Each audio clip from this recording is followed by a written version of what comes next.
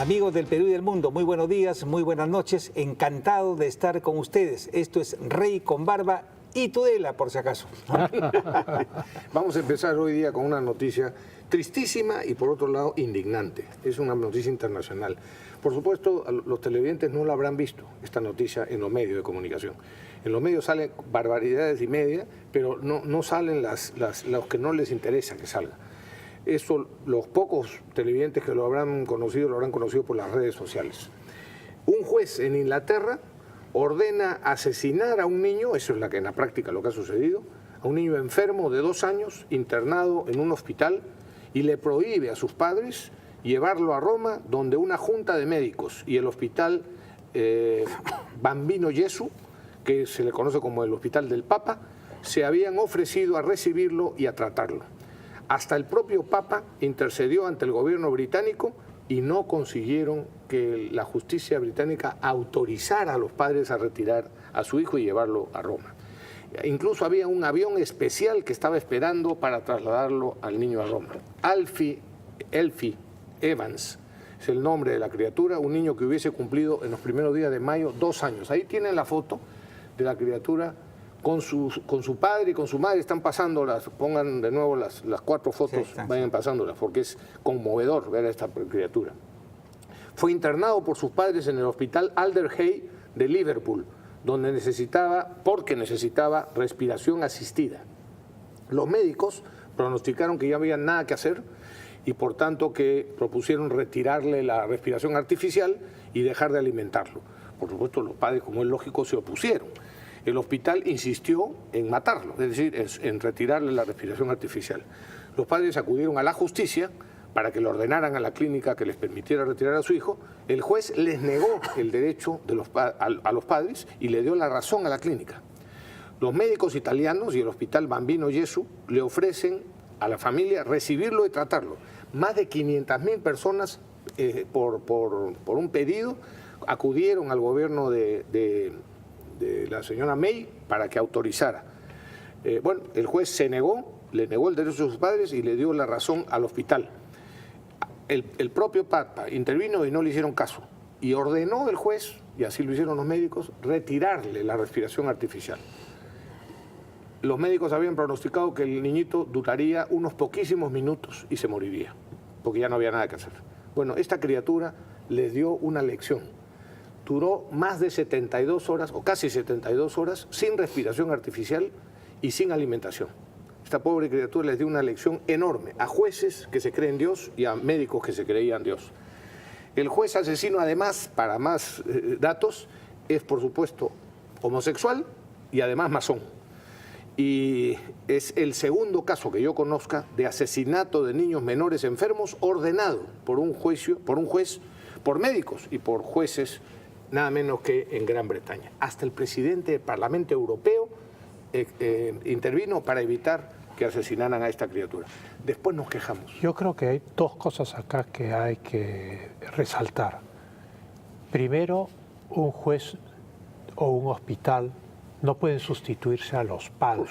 Si los padres quieren llevar su hijo a un hospital en Italia o lo quieren llevar al Tíbet, es asunto de quienes son los padres de la criatura, tienen la patria potestad. Y lo que es mucho más grave es que nadie es dueño de la vida y de la muerte. Y entonces el Estado no puede decretar la muerte de alguien, porque el juez representa al Estado. Y el hospital seguro que era un hospital público. Sí, era.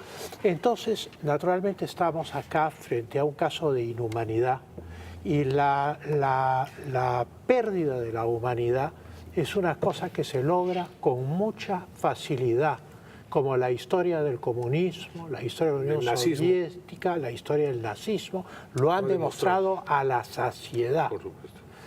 Basta cruzar esa línea tenue y empieza a disponerse de la vida y la muerte de la gente. Y eso es algo que no debe permitirse bajo ninguna circunstancia, porque una sociedad libre no puede permitir que estas cosas pasen.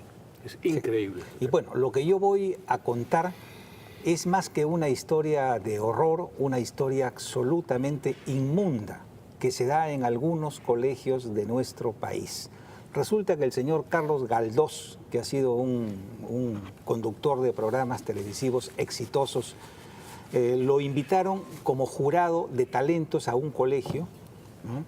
Y esto fue lo que pasó. No voy a omitir las vulgaridades porque quiero que los padres sepan qué es lo que le podrían estar enseñando a sus hijos en los colegios. Y además, niñitos. Sí. Bueno, llegó Galdós, se sentó y luego él cuenta.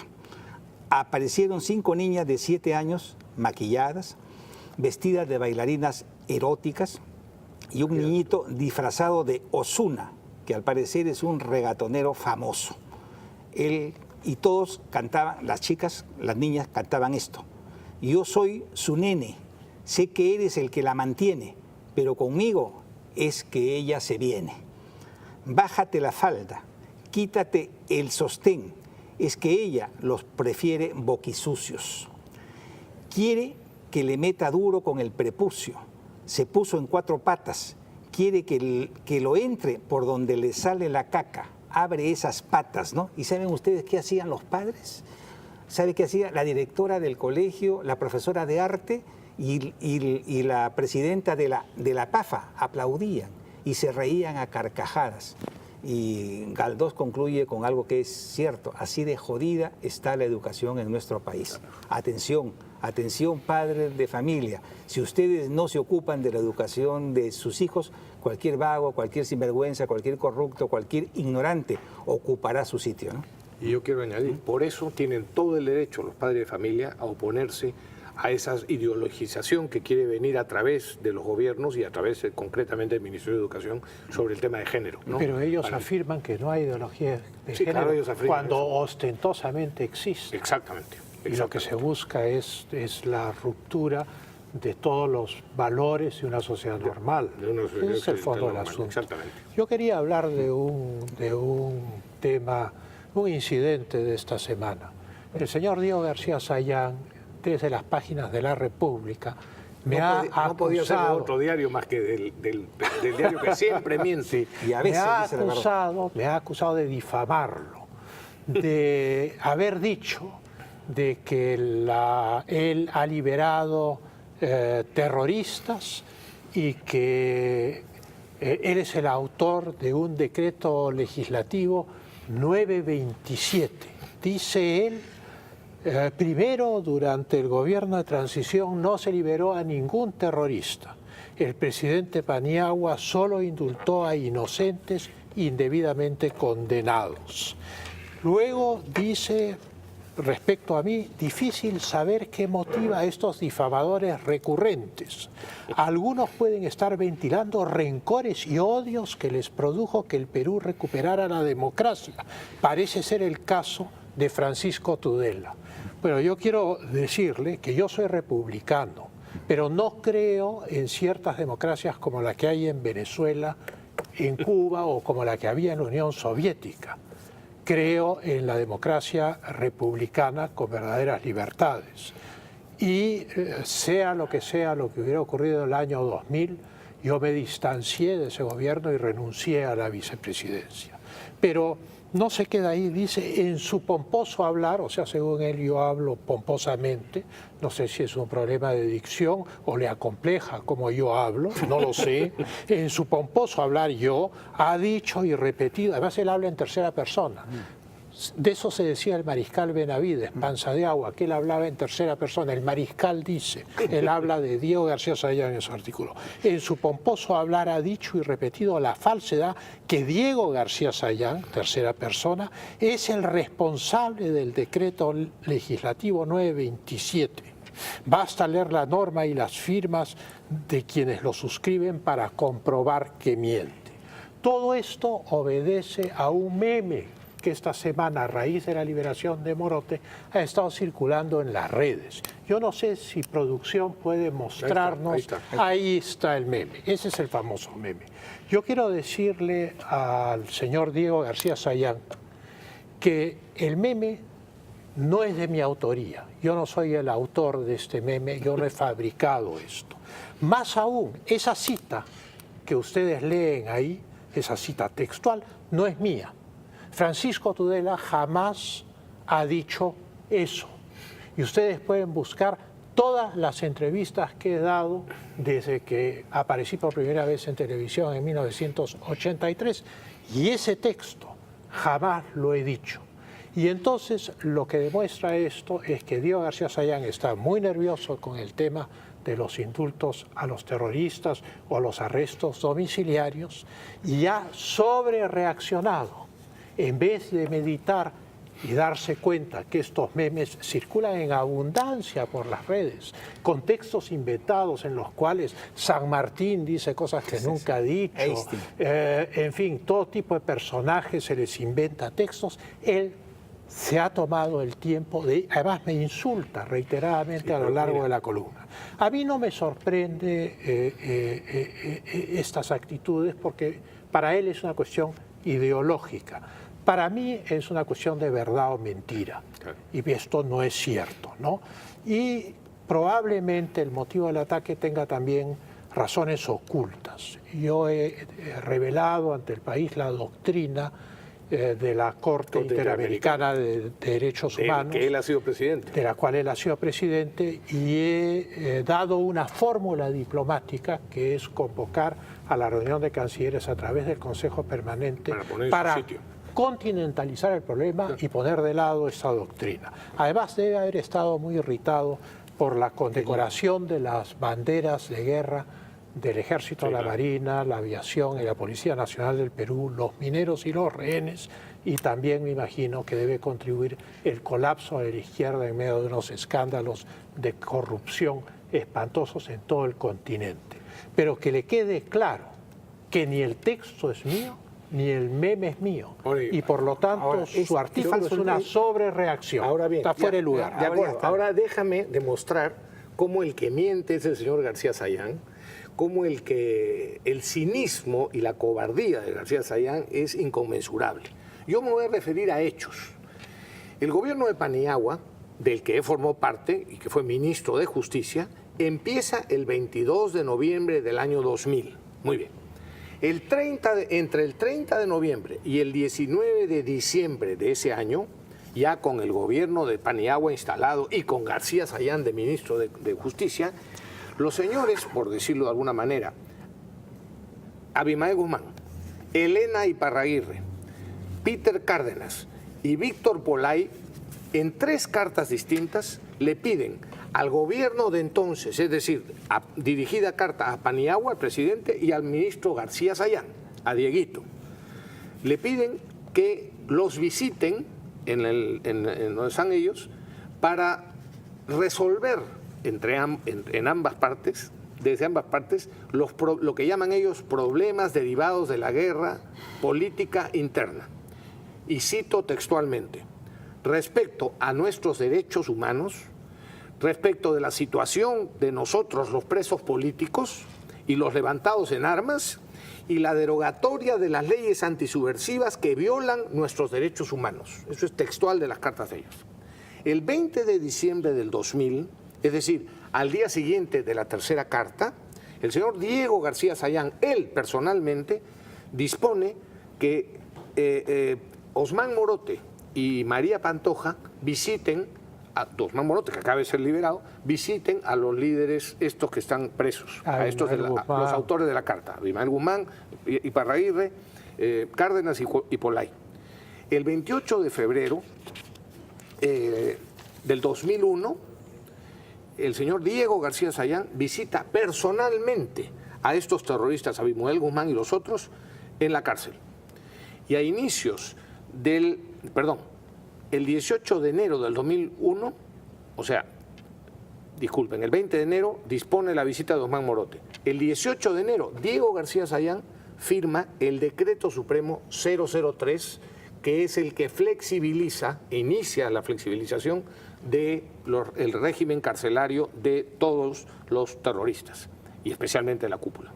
El 28 de febrero, él personalmente asiste a visitar a Abimael Guzmán y los otros cabecillas terroristas. Y a inicios de abril del 2001, el señor Javier Churliza, mano derecha del señor García Sayán, y si no me equivoco, presidente de la Comisión de Indultos, visita a la cúpula terrorista Y luego el gobierno dispone mayor flexibilización al régimen carcelario de terroristas y se idea la creación de la Comisión de la Verdad. Incluso conversan sobre los que pueden ser integrantes de la Comisión de la Verdad. En concreto... Con Abimael Guzmán. Sí, conversan con Abimael, Churliza, con Abimael Guzmán y los demás para barajar nombres de los que integrarían, entre otros, Carlos... en la práctica del presidente de la comisión, Carlos Tapia. Bueno, así que el cinismo de García Sayán, puede ser que no haya firmado ese decreto legislativo al que se referían, pero sí firmó el decreto supremo 003, que fue el que inició todo el problema. Yo lo que quiero decir es que cuando el río suena es que arrastra piedras. Ah, no, por supuesto. Pero por el otro lado, yo me he enterado del detalle de este problema, porque yo sí sabía que se habían dado indultos, que él mismo lo señala en su artículo, ¿no? De la cantidad. Dice que son 141 durante el de Paniagua, 513 con Fujimori y 92 durante el gobierno de Toledo. O sea, lo que dice es Fujimori indultó a más. Ya, bueno, pero eso no interesa. El fondo del asunto es que estas cifras y lo que tú acabas de decir son una cosa de la cual yo me he enterado a raíz del ataque que él me hace en la República. Yo jamás me he ocupado de él, excepto una vez en el año 2015, en el cual me entrevista Panamericana Televisión y el entrevistador, que es Jaime Chincha, me pregunta sobre la liberación de Peter Cárdenas. Yo estuve de rehén en la embajada japonesa y Serpa Cartolini me contó cómo él y Cárdenas asesinaron al general López Albújar, con lujo de detalles como quien cuenta una cacería exitosa. A mí me produjo un enorme disgusto. Y naturalmente cuando liberaron a Cárdenas yo conocía su historia al detalle. Y yo le digo a Chincha, es la ley, tiene que cumplirse. Pero en lo personal tengo dudas respecto a esto. Y entonces él dice, pero lo del decreto, ley, no sé cuántos, que esto, que el otro. Yo digo, bueno, eso puede ser, sí, pero el tema es que esto comenzó durante el gobierno de Paniagua y de García y del ministro García Sayán. ¿Por qué digo esto? Porque yo era congresista hasta junio. Olvídate. Demasiado tiempo. Y yo veía las resoluciones del peruano. Claro, yo personalmente voy a decir, aquí hay una lista que te has traído de la cantidad de indultos que dieron. El problema no es la cantidad de personas que liberaron. Yo no entro al fondo. La comisión Lancier, formada por Fujimori, en la que el padre Lancier era representante de Fujimori, liberó, o digamos, determinó el indulto por inocencia a 500 y pico. Muy bien. El problema es que a muchos de los que la comisión Lancier no les otorgó el indulto porque se dieron cuenta y porque sabían que eran terroristas, convictos y confesos, fueron liberados o indultados por el régimen de Paniagua y concretamente durante la gestión de García Sayán. Es más, hay una persona cuyo nombre no tengo en este momento, pero no lo podrá desmentir, a la que García Sayán le hace 2 conmutaciones de pena. O sea, él firma las conmutaciones. Le rebajan la pena, creo que de 23 años a 17 y después de 17 a, por decirte, 7 o 6, ¿no? Y salió unos meses después de terminado el gobierno de transición. Así que a una sola persona le rebajan 2 veces la pena desde los 23 años de cárcel. Que no me venga con argumentos y con tonterías. Pero sea lo que sea, el ataque que me hace es gratuito. Porque yo no soy el autor de esa frase. Te van a seguir atacando, Pancho, porque ahora estás haciendo periodismo. Eso debe ser. Claro, eso debe ser. Bueno, demasiado tiempo para un mequetrefe. Vamos al tema de la pobreza. A ver. Sí, bueno, el tema de la pobreza es francamente increíble. Pero por otro lado, no hay por qué sorprenderse. En este programa, varias veces advertimos, Pepe, que por lo que estaban haciendo o por lo que dejaba de hacer tanto Humala como Pedro Pablo Kuczynski, era evidente que las personas que acababan de salir, muchas personas que acababan de salir de la pobreza, habían pasado a formar parte de lo que se llama la clase media, lamentablemente iban a volver a la pobreza. Y eso es exactamente lo que ha sucedido. Ahora vayan comentando porque quiero dar unas cifras. Yo lo que creo es que el gobierno de Humala simplemente no tenía interés en la economía de mercado. La padecía como un mal necesario de la transacción que había hecho con Vargas Llosa. Exactamente. Y en el gobierno de PPK, pues tuvo problemas objetivos como el niño costero, que hay que reconocer, pero también una visión crediticia de la economía, claro, no productiva, y que todo era cuestión de endeudarse, así es, cosa que ha ocurrido. Emitir bonos para endeudarnos más. Así es, y nos hemos endeudado por 30.000 millones. La realidad es que hay 375.000 nuevos pobres, sí, lo que lleva la pobreza a ese nivel, debajo de la canasta básica, la canasta de ingresos, a un total de 21.7%. Y en el campo, donde es mucho más grave, al 44.4%. O sea, casi poco menos de la mitad de la población rural del Perú está ahora en pobreza crítica. Déjame dar las cifras precisas, Pancho. El año 2001, para los televidentes, resumidamente, el 54.8% de la población era pobre. El 2006, el 50%, bajó un poquito. El año 2010, 30%, es decir, al terminar el gobierno de Alan García, bajó de 50% a 30%, 20 puntos porcentuales menores de pobreza. Es decir, y en 5 años. El 2016, al terminar el gobierno de Humala, bajó 9 puntos, o sea, de 30 a 21%. Y el 2017 sube un punto. O sea, 375.000 personas que ganan menos de 338 soles al mes. Que es terrible. Que es terrible, por supuesto. Así que bueno, es el resultado de la demagogia, del populismo, del dispendio de Humala. Es el resultado de la pérdida de tener objetivos claros de largo plazo, ideas claras sobre la economía, y también es el resultado de no saber adaptarse a las nuevas situaciones. Simplemente han navegado por inercia, la economía marcha sola, nosotros no nos ocupamos, este es el resultado. Y el Perú no ha desarrollado su mayor riqueza, que es la minería, ¿no? Lo cual desde el gobierno de Humala y el PPK fue saboteada sistemáticamente por los de siempre, los rojos, ¿no? Que quieren pobres, por supuesto, y más pobres para poder manipularlos. Pero veamos qué dice Alan García, ¿no? Del incremento de la pobreza. Él culpa directamente tanto a Humala como a PPK. Y tiene razón. Y dice, del 2006 al 2011, la pobreza bajó de 49 a 21%. De haber continuado las políticas de lucha contra la pobreza, hoy estaríamos en 10%, pero estamos en 22%, y hoy hay 7 millones de pobres gracias a Humala y PPK. Bueno, Francisco Quevedo, el gran humorista del Siglo de Oro, tiene un texto muy serio de política, y tiene una frase que es muy importante, dice: quien falsas promesas hace, pobres vende, y se aplica a la perfección a este caso. Sí, pues, sí. Eso los rojos quieren tanto, los comunistas, los marxistas, los socialistas, los caviares, los rojos, quieren tanto a los pobres que los multiplican.